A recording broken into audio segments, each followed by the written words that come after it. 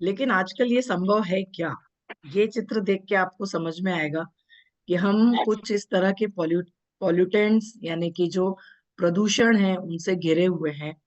बहुत सारे अलग अलग तरह के प्रदूषण में जो हवा में जो गैसेस हैं और जो अलग अलग तरह के अलग अलग जगहों पे जो फैक्ट्री में से, बसों में से, कारों में से और नेचुरल भी कई जगह से जो धुआं निकलता है और उनमें से जो गैसेस निकलती हैं वो हमारे वायु मार्ग को संक्रमित करती हैं, हमारे श्वसन तंत्र को संक्रमित करती हैं और फिर सांस लेने में तकलीफ होती है। अब एक जगह तो हम बोलते हैं कि आप गहरी सांस लीजिए वायु में, बाहर जाके गहरी सांस लीजिए तो आपकी आधी चिंताएं दूर हो जाएंगी। यदि ये पिक्चर देखेंगे आप तो बोलेंगे कि हम बाहर नहीं जा सकते। यहाँ पे क्या लिखा है? बी अवेयर ऑफ एयर, मतलब बाहर की हवा से बचिए, खुद को बचा के रखिए। देखिए ये पिक्चर है आज की, क्योंकि हम बाहर जब निकलते हैं तो तरह तरह का धुआं, तरह तरह की गैसेस, स्मोकिंग का धुआं।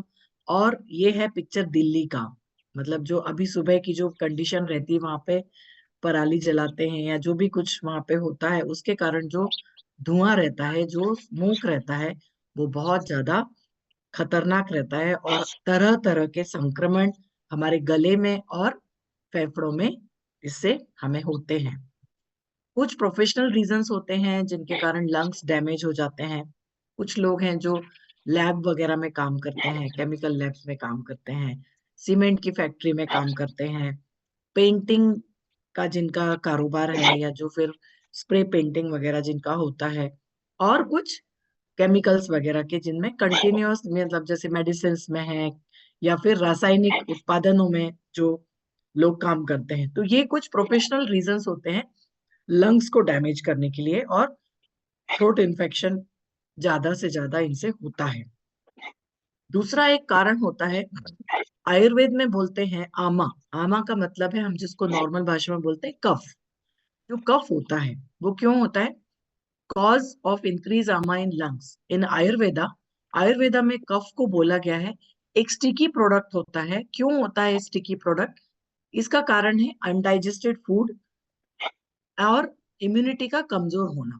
मतलब जो भी हम खाना खा रहे हैं, यदि वो डाइजेशन अच्छे से नहीं होता है और हमारे शरीर की इम्यूनिटी भी कम हो जाती है, ये दोनों चीजों के कारण कफ बनता है। तो कफ क्या है? एक अबनॉर्मल और impaired process of digestion and metabolism, जो कि टॉक्सिक होता है और इसको न्यूट्रलाइज नहीं कर सकते और ना ही शरीर के बाहर निकाल सकते हैं। इस तरह से यह कफ मोस्टली देखा गया है कि ठंड में या फिर जब इम्यूनिटी कम हो जाती है तब ये कफ ज्यादा बनने लगता है। इसका कारण है इम्प्रॉपर डाइट। यदि आप बहुत हैवी खाना खाते हो, ऑयली, ठंडा खाना, या ऐसा खाना जो ब्रेक डाउन करने के लिए हार्ड है, या फिर कुछ बचा हुआ खाना आप दूसरे दिन सुबह खा रहे हो, वो हमारे डाइजेस्टिव सिस्टम को अफेक्ट करता है और उससे कफ बनता है। दूसरा कारण है पॉल्यूटेड एयर। टॉक्सिन पार्टिकल्स हैं जिसमें स्मोक है, डस्ट है, पोलेंस है और धूल है, जो कि हवा में घुली हुई है, जो कि हमारे लंग्स में प्रवेश करती है और सांस लेने में तकलीफ देती है और इरिटेशन देती है। और सबसे तीसरा इंपॉर्टेंट कारण है सीजनल चेंज। क्योंकि हमारे शरीर को एक पर्टिकुलर सीजन की आदत हो जाती है, एक टेम्परेचर की आदत हो जाती है। जब वो सडन चेंज होता है, नॉर्मली देखा गया है कि जब अभी जैसे कंटिन्यूअस बारिश थी, अब एकदम से ठंड पड़ने लग गई है सभी जगह, अचानक से टेम्परेचर ड्रॉप हो गया। तो जैसे जैसे टेम्परेचर ड्रॉप होता है, हमारे सबसे पहला जो इफेक्ट आता है वो गले में आता है, अपर थ्रोट इन्फेक्शन। या फिर क्योंकि इस सीजन में, जो ठंडी वाला सीजन है, उसमें बैक्टीरियल और वायरल इन्फेक्शन फास्ट पनपते हैं, बहुत जल्दी वो मल्टीप्लाई होते हैं। तो मान लो किसी एक को होता है इन्फेक्शन, वो दूसरे को होता है, फिर ऐसे ये फैलते जाता है। एक कारण होता है एक्सरसाइज। नो एक्सरसाइज और एक्सट्रीमली स्ट्रेनियस एक्सरसाइज, मतलब आप यदि बिल्कुल भी एक्सरसाइज नहीं करते हैं गुरुच में और या डालने तो का। फिर बहुत ज्यादा एक्सरसाइज करते हो, दोनों ही ये हार्मफुल है। क्योंकि हर लंग्स की कैपेसिटी होती है, कैपेसिटी के बाहर यदि काम किया या एक्सरसाइज की तो फिर प्रॉब्लम आ सकता है। और इमोशनल ग्रीफ, कुछ लोगों को बहुत जल्दी रोना आता है या दुख में वो रोते हैं, तो बहुत ज्यादा रोना भी गले के लिए ठीक नहीं है। तो ये कुछ कारण होते हैं जिनके कारण कफ बनता है, और ये कफ जो है ये बहुत प्रॉब्लमेटिक है, ये बाहर नहीं निकलता और ना ही इसको हम न्यूट्रलाइज कर सकते हैं किसी भी दवाई के द्वारा। तो रेस्पिरेटरी सिस्टम डिसऑर्डर्स हम ज्यादा डिटेल में नहीं बात करेंगे, आज हम थ्रोट इन्फेक्शन की बात करने वाले हैं। तो अलग अलग तरह के इन्फेक्शंस होते हैं। एक होता है बैक्टीरियल थ्रोट इन्फेक्शन, क्योंकि हवा में बैक्टीरिया होते हैं, हवा में वायरस होते हैं, हवा में फंगस होता है। तो ये जो अलग अलग तरह के पैथोजेंस हैं, पैथोजेंस यानी जो जीवाणु विषाणु कीटाणु हैं, वह एक कॉमन प्रॉब्लम हमारे थ्रोट को देके जाता है। मतलब bacterial throat infections common problem होता है, जो कि बहुत ज्यादा सीवियर सोर थ्रोट, सीवियर सोर मतलब जो गले में खराश आती है, लालिमा आती है, बहुत पेनफुल होता है, जैसे आप इस पिक्चर में देख पा रहे हो, बहुत ज्यादा पेनफुल होता है। और कुछ भी खाने में या फिर हम जब कुछ भी पीते हैं उसको निगलने में बहुत तकलीफ होती है, क्योंकि सोर थ्रोट हो जाता है, मतलब गले में खराश हो गई है, आवाज बदल जाती है। ओके, तो सिम्टम्स क्या क्या दिखते हैं, ये होता है बहुत सारे अलग अलग बैक्टीरिया के कारण। स्ट्रेप्टोकोकाई बैक्टीरिया, अलग अलग बहुत वैरायटी ऑफ बैक्टीरिया होते हैं जो कि हवा में मौजूद होते हैं, और ठंड पड़ते ही ये ज्यादा बढ़ने लगते हैं, और वो नाक के द्वारा हमारे शरीर में प्रवेश करते हैं और डायरेक्टली थ्रोट को इन्फेक्शन देके जाते हैं, गले का संक्रमण। यदि इसको समय से हमने ठीक नहीं किया तो फिर यह सीरियस हेल्थ इश्यूज बन जाते हैं। अब इसमें सिम्टम्स क्या क्या हैं देखिए। बैक्टीरियल थ्रोट इन्फेक्शन जो है, बहुत सारे अलग अलग रेंज ऑफ सिम्टम्स इसमें पाए जाते हैं, और इनकी इंटेंसिटी भी अलग अलग होती है। जो जो कॉमन सिम्टम्स हैं, कॉमन बैक्टीरियल थ्रोट इन्फेक्शन क्या है? सडन एंड सीवियर, आपको अचानक से लगता है, सुबह सुबह जब आप रात को सोए थे तो नॉर्मल थे, सुबह सुबह हमको लगेगा कि यहाँ पे हमें खराश हो गई है, या फिर हमें बात करते नहीं आ रही, गले में खराश हो गई है, सोर थ्रोट हो गया है, और कुछ भी निगलने में तकलीफ हो रही है। ये होता है सर्दी या फिर इन्फ्लुएंजा के कारण। अचानक से कफ बन गया, आपको समझ में ही नहीं आया, और सुबह सुबह आप देखोगे कि बहुत ज्यादा गला दुख रहा है।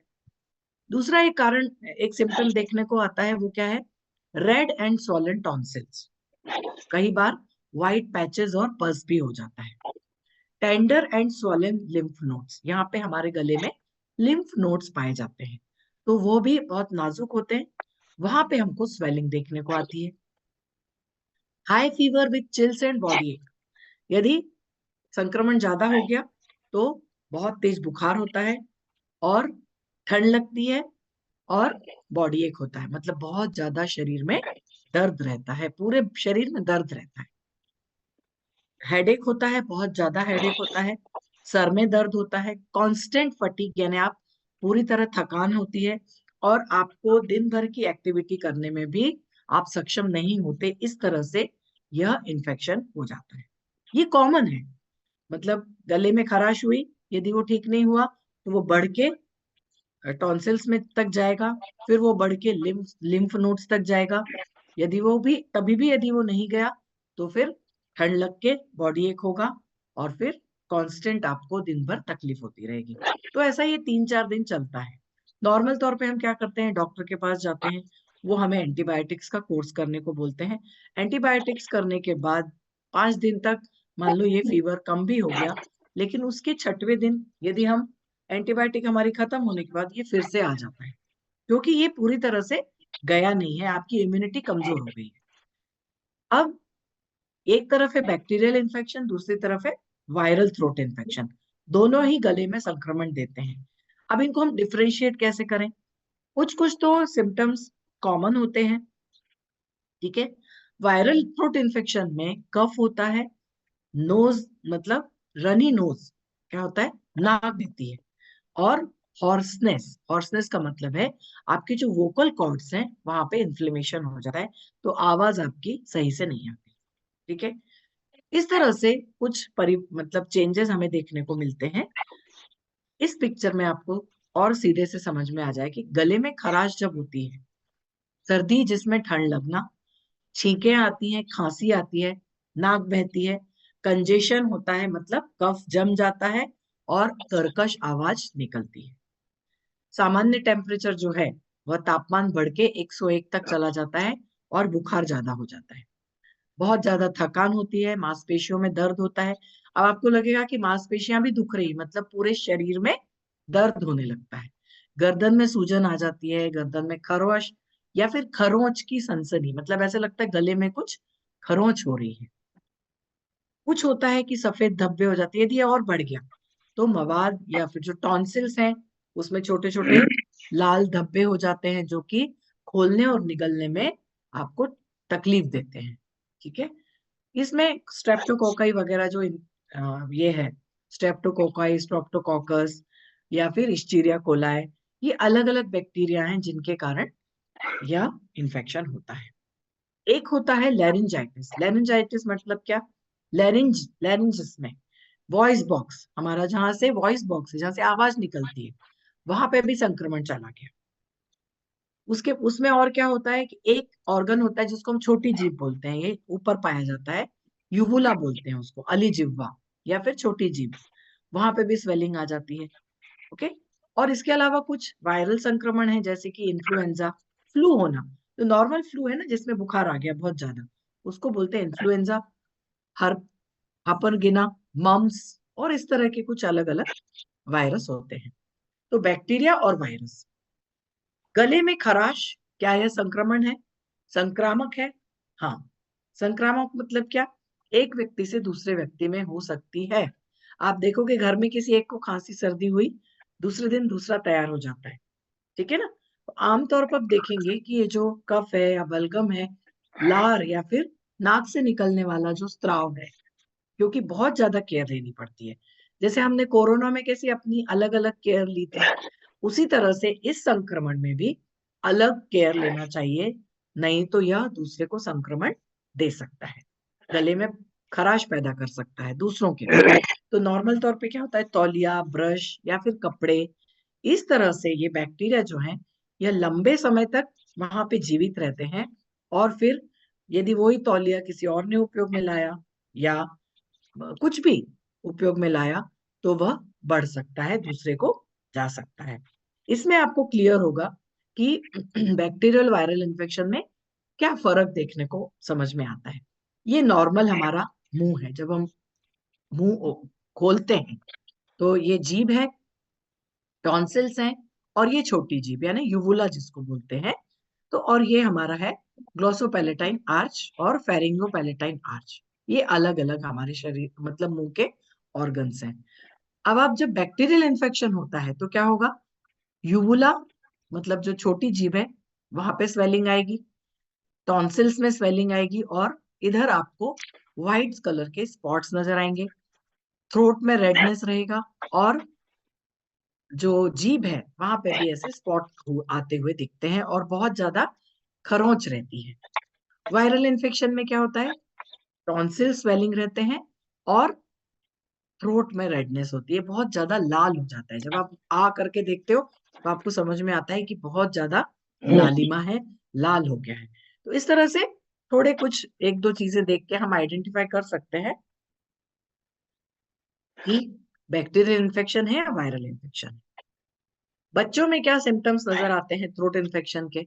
रनिंग और हाई फीवर, बहुत जल्दी उनको बुखार आता है, ये जो गर्दन है वो जकड़ जाती है, सोरनेस मतलब गले में खराश होती है, खाने पीने में तकलीफ होती है, और लार बाहर निकलती रहती है, specially if they are drooling. Drooling मतलब लार बाहर निकलती रहती है।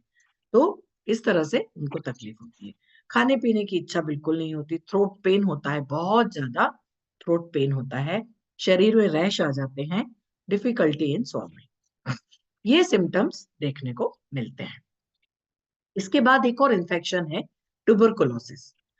ट्यूबरकुलोसिस एक्चुअली इनफैक्ट ये भी एक बैक्टीरियल इन्फेक्शन है, जो कि मोस्टली हमारे लंग्स को अफेक्ट करता है, और बहुत फास्ट ये फैलता है, थ्रू एयर, हवा से ही यह अंदर जाता है, और कफ, स्नीज और स्पिट, ये तीनों चीजें, मतलब क्या होता है नॉर्मली जिन पेशेंट्स को ट्यूबरकुलोसिस है, यदि उनका कफ बाहर आया, या फिर उन्होंने छींक किया, या फिर थूका कहीं, तो उससे जो बैक्टीरिया है ये होता है माइकोबैक्टीरियम ट्यूबरकुलोसिस बैक्टीरिया। तो ये बैक्टीरिया यदि हवा में गया तो फिर दूसरे पर्सन को भी यह हो सकता है। इसको प्रिवेंट कर सकते हैं, tuberculosis also can be prevented, और क्योर भी किया जा सकता है। नॉर्मल देखा गया है कि अराउंड 5 से 10% लोग जो हैं अभी भी टीबी से इन्फेक्टेड हैं, और यदि ये भी संक्रमित है तो अलग अलग लोगों को भी यह जा सकता है। सबसे इंपॉर्टेंट है weather change sickness. Weather change, अभी जो वेदर चेंज हुआ है, अचानक से ठंड पड़ी है, पिछले 3-4 दिन से बहुत ज्यादा ठंड पड़ रही है। क्यों हो गया है? क्योंकि देखिए क्या होता है, जैसे बारिश हुई और फिर सन एक्सपोजर भी है, जैसे अक्टूबर में सन एक्सपोजर होता है। Reduce sun exposure during winter, जैसे ही ठंड पड़ती है सन का एक्सपोजर थोड़ा कम हो जाता है, जिसके कारण विटामिन डी डेफिशिएंसी होती है, और वो हमारे इम्यून सिस्टम को तुरंत अफेक्ट करती है। और वायरस जो है जनरली यह कब ज्यादा पैदा होते हैं? विंटर में। विंटर में मतलब जब टेम्परेचर 37 डिग्री से कम हो जाए, specially influenza. Most respiratory virus replicate मोर एफिशिएंटली, मतलब ठंड के दिनों में यह वायरस फास्ट रेप्लिकेट होते हैं। इसलिए बहुत सारे लोगों को आप देखोगे, अभी तो हर एक घर में आप देखोगे थ्रोट इन्फेक्शन है। एक पर्सन को है तो दूसरे को होना निश्चित है, यदि उसने अपनी अलग से, या फिर जैसे वो क्वारंटाइन, जैसे कोरोना में क्वारंटाइन किया था, किसी पर्सन को कोरोना है, उसको क्वारंटाइन किया था, इधर भी क्वारंटाइन ही करना चाहिए। नहीं तो क्या होगा, एक पर्सन से दूसरे पर्सन को लगता ही है। हमको क्या लगता है, थ्रोट इन्फेक्शन ज्यादा कुछ बड़ी बीमारी नहीं है, लेकिन ये भी उतनी ही गंभीर बीमारी है, क्योंकि फिर ये फैलती जाती है।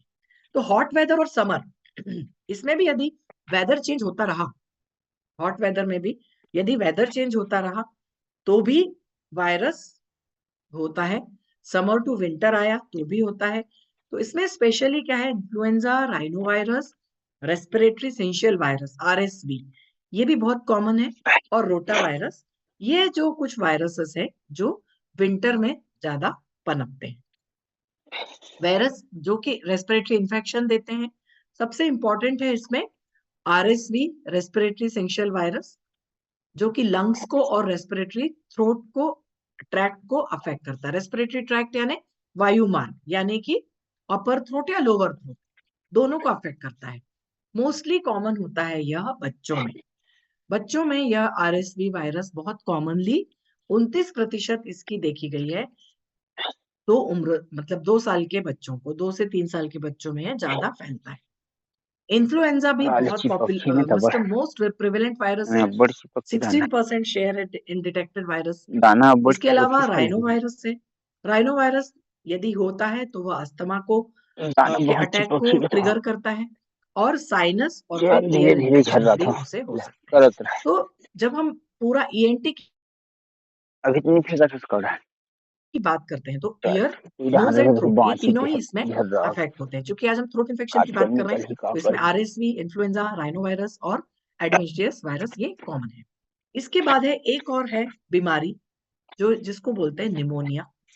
निमोनिया जो है यह बहुत सारे पैथोजेंस के कारण होता है, वो पैथोजेंस हम देखेंगे। अब इसमें क्या होता है निमोनिया में, ये डायरेक्टली लंग्स के जो लोअर लोब है, यहाँ पे आप देखोगे, मतलब इसको हम यदि देखेंगे तो ये हमारा वायु मार्ग है, ये है हमारा ब्रोंकस, और जो छोटे छोटे पार्ट्स होते हैं लंग्स के, ओके, इनको बोलते हैं एल ब्रोंकियोल, और ब्रोंकियोल के भी और छोटे जो पार्ट होते हैं उनको बोलते हैं एल्वियोलाई। तो ये जो एल्वियोलाई है इसमें फ्लूइड रहता है। तो यहाँ पे यह इन्फ्लेमेशन इतना बढ़ जाता है कि आपके लंग्स, जो लोअर लोब है ऑफ लंग्स, वो इन्फेक्शन होना शुरू हो जाता है।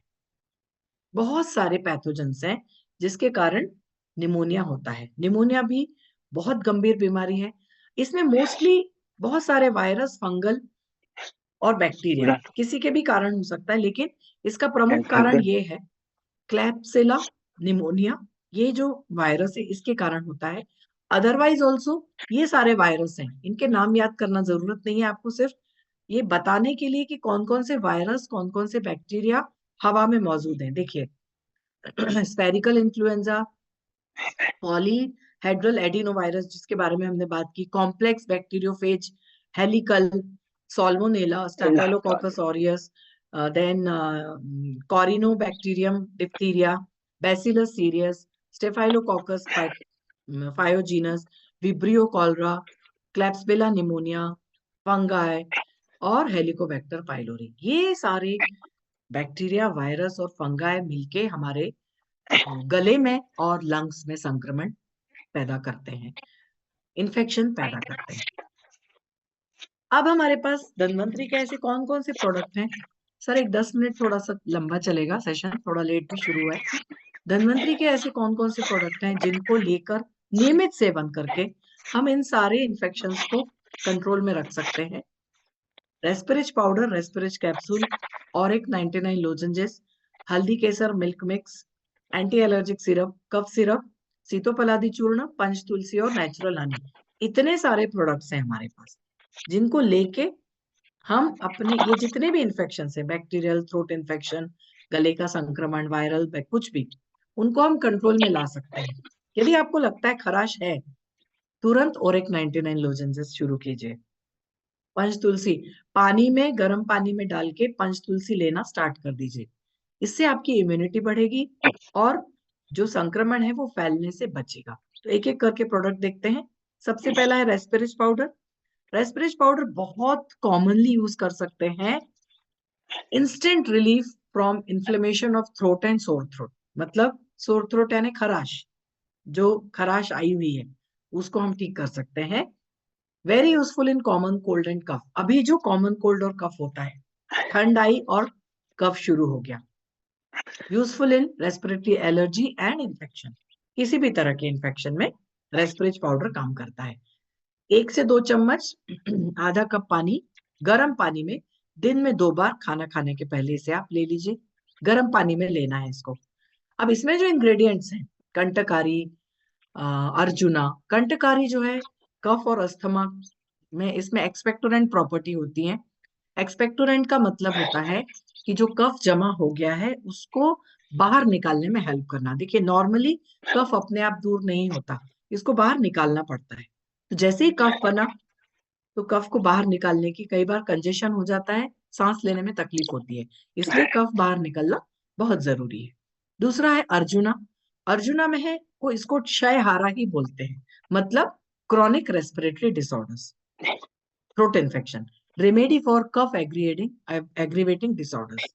जहां पे कफ बनता है, जिन जिन कारणों से कफ बनता है, वहां पे अर्जुना का उपयोग होता है।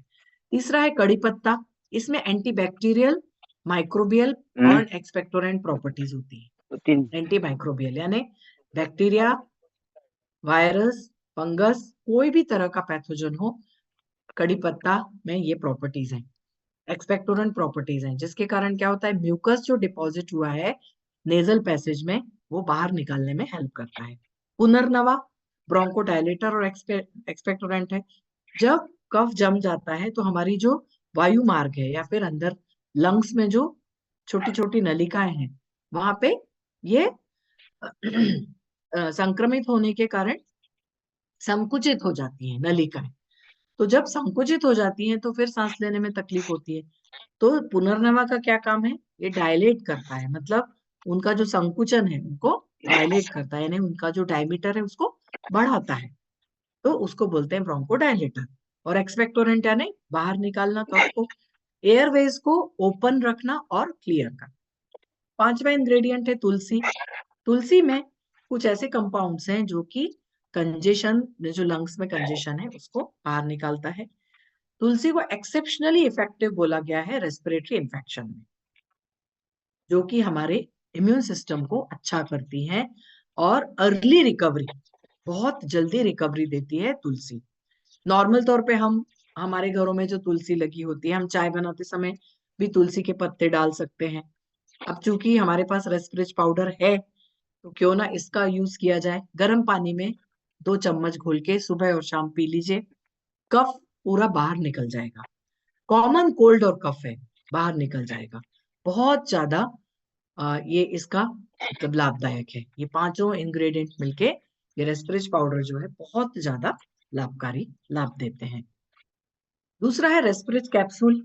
रेस्पिरेज कैप्सूल में भी आप देखोगे सारे आयुर्वेदिक हर्ब्स हैं। हरिद्रा एक्सट्रैक्ट, अडुलसा एक्सट्रैक्ट, पाषाण बेड़ा एक्सट्रैक्ट, कुलंजिनी, मलिनी, सुंठी और यष्टि मधु, जो कि रेस्पिरेटरी ट्रैक को क्लियर करते हैं। नॉर्मली क्या होता है, इन्फेक्शन में ट्रैक जम जाता है, जो ये वायु मार्ग है वहां पे तकलीफ होती है। कफ, कोल्ड, सोर थ्रोट, ब्रोंकाइटिस में इसके जो पेन होते हैं उससे दूर करते हैं। दोनों तरह के कफ में उपयोगी है, ड्राई कफ और वेट कफ। ओके। एंटी इन्फ्लेमेटरी प्रॉपर्टीज हैं। एंटी इन्फ्लेमेटरी मतलब ये इन्फ्लेमेशन है जो लालिमा आ जाती है, जिसके कारण दर्द होता है, इन्फ्लेमेशन होता है, स्वेलिंग होती है, वहां पे यह काम आता है। ब्रीदिंग और कफ को मतलब ब्रीदिंग को ठीक करता है, कफ को दूर करता है। ठीक है। अब इसके इंग्रेडिएंट देखेंगे एक एक करके, कंपोजिशन ऑफ रेस्पिरेज कैप्सूल और उनके बेनिफिट्स। कलौंजी जो है इसमें बहुत ज्यादा मात्रा में एंटीऑक्सीडेंट्स हैं, बॉडी को एनर्जी देने का काम कर रहे हैं, इम्यूनिटी को बढ़ाते हैं और स्टेमिना बढ़ाते हैं। सौंठ बहुत कॉमनली यूज होती है रेस्पिरेटरी प्रॉब्लम्स में, कॉमन कोल्ड और कफ को दूर करने के लिए। सोर थ्रोट, गले में खराश, एक्यूट ब्रोंकाइटिस और कंजेशन। मुलिनी लीफ एक्सट्रैक्ट जो है यह सुप्रीम सेफ और प्रोफाउंड रेस्पिरेटरी टॉनिक बोला गया है। इसमें जो कंपाउंड पाया जाता है रेस्पिरेटरी टॉनिक, लंग्स को ओपन करती है, जहाँ का जो स्पाज्म है, टाइटनेस है, कफ है, उसको दूर करती है और इरिटेशन और ड्राइनेस को कम करता है। क्योंकि यदि गले में खराश है, थ्रोट इन्फेक्शन है, बहुत ज्यादा इरिटेशन होता है। मुलेठी रेजिस्टेंस पावर बढ़ा रहा है, मतलब आपकी रोग प्रतिकारक क्षमता को बढ़ाता है। टर्मरिक जो है यह म्यूकस को ब्रेक डाउन करता है, जो गाढ़ा कफ है उसको ब्रेक करता है और म्यूकस को बाहर निकालने में हेल्प करता है। Relieving cough and improving your ability to breathe. जब यदि नाक जम जाए, गले में जम जाए, तो यह बाहर निकलना चाहिए। अडुलसा लीफ बहुत अच्छी औषधि है कफ के लिए। म्यूकोलाइटिक मतलब, म्यूकोलाइटिक का मतलब है जो कफ गाढ़ा है उसको पतला करना। एक्सपेक्टोरेंट यानी बाहर निकालना। और ब्रोंकोडायलेटर एक्शन यानी कि जो जो हमारी नलिकाएं हैं जो संकुचित हो गई हैं उनको फैलाना। तो जितना भी कफ जमा हुआ है वो बाहर आ जाएगा। कफ को रिलीव करती हैं, रेस्पिरेटरी इंफेक्शन को कम करके अस्थमा में भी इसका काम आता है। फिर है पाषाण बेड़ी। सर इसको नीचे करेंगे थोड़ा। इसमें भी एक्सपेक्टोरेंट प्रॉपर्टीज हैं, एंटीटसिव प्रॉपर्टीज हैं, जो कि कफ को कम करती है, इन्फ्लेमेशन को कम करती है और जो कफ जमा हुआ है उसको बाहर निकालने में उपयोगी है। तो ये दोनों ही जो प्रोडक्ट हैं, रेस्पिरेज कैप्सूल और रेस्पिरेज पाउडर, यह हमारे टिश्यूज को स्ट्रेंथनिंग देते हैं। कफ या जो टार जमा हुआ है ट्रेकिया में मतलब वायु मार्ग में, उसको क्लियर करते हैं। हमारा जो रेस्पिरेटरी परफॉर्मेंस है, यदि थ्रोट इन्फेक्शन क्लियर हो गया तो परफॉर्मेंस अच्छा हो जाएगा। जो ऑक्सीजन की कमी हो गई थी वो भी दूर हो जाएगी। म्यूकस मेम्ब्रेन को नरिशमेंट मिलेगा, जिससे क्या होगा, हमारा वायु मार्ग अच्छा रहेगा। और जो इसके जो इंग्रेडिएंट्स हैं, कॉम्बिनेशन ऑफ ये जितने भी इंग्रेडिएंट्स हैं, ये इम्यून सिस्टम को स्ट्रांग बना के बहुत सारे इन्फेक्शंस को, जितने भी इन्फेक्शंस हमने देखे पहली स्लाइड में, सारे इन्फेक्शंस को कम करके फाइट देते हैं, फाइट करके इम्यूनिटी को बढ़ाने में काम आते हैं। तो इंस्टेंटली जो ऑक्सीजन सप्लाई है जो बढ़ेगा और आपके लंग्स स्ट्रांग और हेल्दी रहेंगे। फिर एक और प्रोडक्ट है हल्दी केसर मिल्क मिक्स। रात को सोने के पहले हल्दी वाला दूध पीजिए। इसमें हल्दी, शंखपुष्पी, ब्राह्मी है। इंपॉर्टेंट क्या है, एंटीबैक्टीरियल है, स्ट्रॉन्ग एंटीबैक्टीरियल, कफ, कोल्ड, अस्थमा और थ्रोट इन्फेक्शन में उपयोगी है। एंटीबैक्टीरियल और एंटीवायरल में काम करता है, इन्फेक्शंस को कम करता है। ओके। और इम्यूनिटी को बढ़ाने में उपयोगी है। कर्क्यूमिन इसमें है, ह्यूज थेरापेटिक वैल्यू है इसमें। तो सबसे इंपॉर्टेंट तो क्या है कि इसमें कर्क्यूमिन की प्रॉपर्टी जो है इम्यूनिटी को बढ़ा रही है। तो 1 चम्मच सुबह या रात को दोनों समय भी पी सकते हो। 1 चम्मच गरम गरम दूध में इसे आपने पीना है, तो आपकी इम्यूनिटी बढ़ती जाएगी और जितने भी ये ओरल एंटी इन्फेक्शन है वो कम होंगे। OREC 99 बेस्ट प्रोडक्ट है हमारे थ्रोट इन्फेक्शन के लिए। जैसे ही आपको लगता है कि खराश, बिल्कुल इतनी सी भी खराश होती है जब गले में, तो समझ में आ जाता है कि अब मेरा गला जाने वाला है। ये एक कॉमन सिम्टम होता है थ्रोट इन्फेक्शन का, गले में खराश होना। तो जैसे ही आपको लगा कि गले में खराश हो रही है, तुरंत OREC 99 लोजेंजेस लेना शुरू कीजिए। इसमें भी प्योरेस्ट फॉर्म ऑफ टर्मरिक है, जो कि इसमें एंटीसेप्टिक प्रॉपर्टीज हैं। सबसे इंपॉर्टेंट नेचुरल एनाल्जेसिक है, एंटी इंफ्लेमेटरी है और स्ट्रॉन्ग ओरल एंटीबैक्टीरियल है। स्ट्रॉन्ग छोट मतलब इसको स्पेशली बोला है स्ट्रॉन्ग ओरल एंटीबैक्टीरियल, क्योंकि इसमें कर्क्यूमिन है, हल्दी, जो कि एंटीबैक्टीरियल प्रॉपर्टीज जितने भी तरह के अलग अलग पैथोजेंस हैं उनसे प्रिवेंट करने में काम आता है। मतलब फिर आपका इन्फेक्शन बढ़ेगा नहीं, वो बैक्टीरिया वायरस जो भी है वो वहीं पे दब जाएंगे, उनका मल्टीप्लिकेशन नहीं होगा और कफ, कोल्ड, अस्थमा या थ्रोट इन्फेक्शन कम हो जाएंगे। दिन में 3-4 बार लोजेंजेस आप ले लीजिए। इम्यूनिटी बूस्ट करने के लिए रेगुलरली 1 से 2 लोजेंजेस लीजिए। लेकिन यदि डिसीज कंडीशन आ गई है, यदि इन्फेक्शन हो गया है, तो 3 से 4 लोजेंजेस डेली ले लीजिए। Very safe for all age group. Antibiotic लेने की कोई जरूरत नहीं पड़ेगी, इन्फेक्शन धीरे धीरे अपने आप कम हो जाएगा। फिर है कफ सिरप। कफ सिरप में भी आप देखोगे इसमें है हनी, द्राक्ष यानी अंगूर, तुलसी, गुलवेल, वसा यानी कि अडोसा, जयपर्णी, येष्टि मधु, लवंग, त्रिकटु और कंटकारी। जो चीजें कुछ हमने पाउडर और कैप्सूल में है उसी को मिश्रण करके 1-2 और चीजें ऐड करके सिरप बनाया है, जो कि 100% नेचुरल और सेफ है, free from harmful chemicals. Quick relief देता है कफ और कोल्ड में, थ्रोट इरिटेशन और इन्फ्लेमेशन को कम करता है, इम्यूनिटी को बढ़ाता है और इसमें नेचुरल इंग्रेडिएंट्स हैं जो कि रेस्पिरेटरी हेल्थ को सपोर्ट देते हैं। और सबसे important, non drowsy formula, safe to use during the day. Mostly क्या होता है, जो मेडिसिन हम लेते हैं मार्केट से, कुछ कफ सिरप है, तो वो कफ सिरप लेने में आप वहां पे एक लेबल में देखोगे कि don't drive after taking the syrup, मतलब आप ड्राइव नहीं कीजिए, क्योंकि उससे उसको पीने से नींद आती है, मतलब ड्राउजीनेस होता है। जैसे बेनाड्रिल है या फिर कुछ और जो कफ सिरप है, उनको पीने से नींद आती है। तो ये जो कफ सिरप है, मेडिसिन कफ सिरप है, ये कफ को दूर नहीं करते, आपको सुला देते हैं। ठीक है, हम क्या कर रहे हैं, हमारे जो धन्वंतरी का कफ सिरप है वो नॉन ड्राउजी है, दिन में भी आप इसे ले सकते हो और अपना काम कर सकते हो, तो इसमें नींद नहीं आएगी। ये एक मतलब बेस्ट जो एक हमारे इसका फॉर्मूला है, non drowsy, and it is one of the best cough syrup. Herbal है, non no chemicals in it. Method of use क्या है, एडल्ट्स को 1 से 2 चम्मच दिन में 3 बार ले सकते हो और बच्चों को आधे से 1 चम्मच दिन में 3 बार ले सकते हो। बेस्ट रिजल्ट के लिए थोड़ा सा गर्म पानी या गर्म दूध के साथ इसे लिया तो देखिए ठंड में कोई भी चीज गर्म पानी के साथ लेंगे तो बहुत अच्छा फायदा करेगा। सुबह भी जब आप कुल्ला करते हो, पानी पीते हो, तो गर्म पानी पीजिए, उससे बहुत फायदा होगा। फिर है एक एंटी एलर्जिक सिरप, जिन लोगों को एलर्जी होती है। नॉर्मली क्या होता है, किसी को ठंड से या कुछ और भी चीजें होती हैं जिनसे एयरवेज में छींके आना, एलर्जी टाइप हो जाती है, बहुत ज्यादा छींके आती है, उनको एंटी एलर्जिक सिरप लेना चाहिए। आंवला, तुलसी, मुलेठी, वसा, गिलोय, अमलताश, ये सारी इसमें औषधियां हैं। स्पेशल न्यूट्रिशनल आयुर्वेदिक सप्लीमेंट है जो कि इम्यून बूस्टिंग का काम करता है।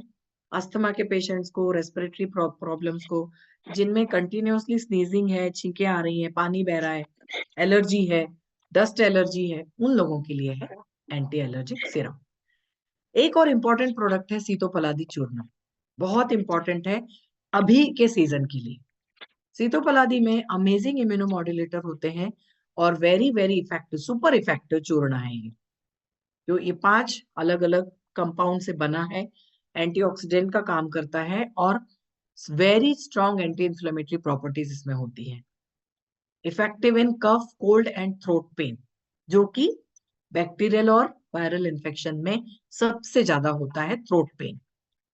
सीता, पिपाली, सिनामन, बंसलोचन और कार्डमम, इनसे ये बना हुआ है आयुर्वेदिक फॉर्मुलेशन, जो कि सीजनल कोल्ड और कफ को मैनेज करने में बहुत इंपॉर्टेंट है।